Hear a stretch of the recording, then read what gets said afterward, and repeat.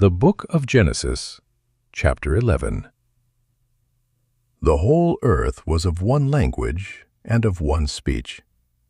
As they traveled east, they found a plain in the land of Shinar, and they lived there. They said to one another, "Come, let's make bricks and burn them thoroughly." They had brick for stone, and they used tar for mortar. They said, "Come, let's build ourselves a city and a tower whose top reaches to the sky. And let's make a name for ourselves, lest we be scattered abroad on the surface of the whole earth." God came down to see the city and the tower, which the children of men built. God said, "Behold, they are one people, and they all have one language, and this is what they begin to do. Now nothing will be withheld from them which they intend to do. Come, let's go down, and there confuse their language, that they may not understand one another's speech." So God scattered them abroad from there on the surface of all the earth. They stopped building the city. Therefore its name was called Babel, because there God confused the language of all the earth. From there God scattered them abroad on the surface of all the earth. This is the history of the generations of Shem. Shem was 100 years old when he became the father of Arpachshad, 2 years after the flood. Shem lived 500 years after he became the father of Arpachshad, and became the father of more sons and daughters. Arpachshad lived 35 years, and became the father of Shelah. Arpachshad lived 403 years after he became the father of Shelah, and became the father of more sons and daughters.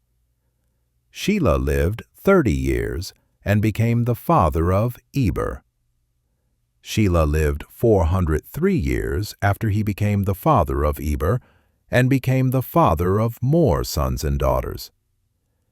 Eber lived 34 years, and became the father of Peleg.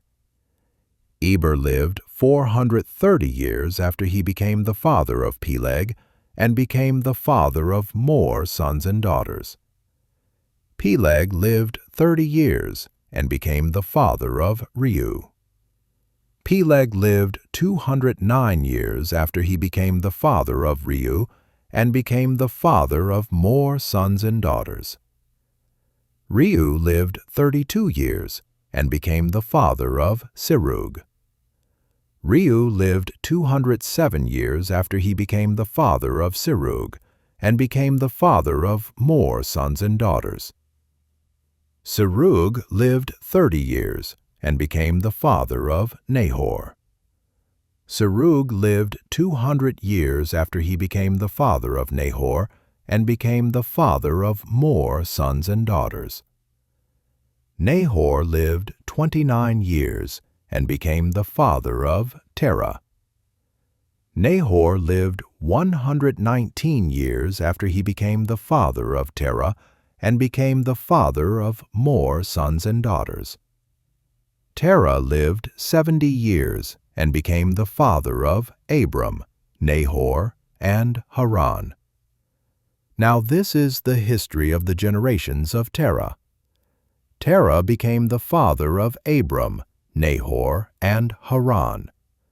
Haran became the father of Lot. Haran died in the land of his birth, in Ur of the Chaldees, while his father Terah was still alive. Abram and Nahor married wives. The name of Abram's wife was Sarai, and the name of Nahor's wife was Milcah, the daughter of Haran, who was also the father of Iscah. Sarai was barren. She had no child. Terah took Abram his son, Lot the son of Haran his son's son, and Sarai his daughter-in-law, his son Abram's wife. They went from Ur of the Chaldees to go into the land of Canaan. They came to Haran and lived there. The days of Terah were 205 years. Terah died in Haran.